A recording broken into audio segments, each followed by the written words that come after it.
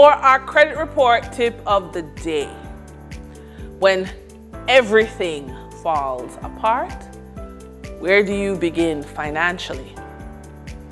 Actually, it's your credit report, and it's treated like a scorecard that you avoid, but it can become the first steady step towards rebuilding.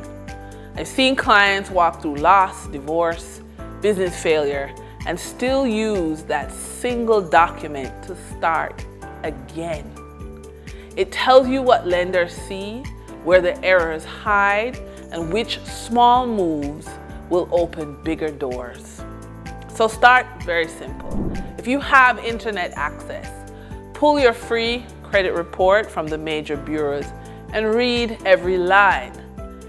Flag errors or accounts you don't recognize and dispute them immediately. Ladies and gentlemen, we are in the period of identity theft and fraud.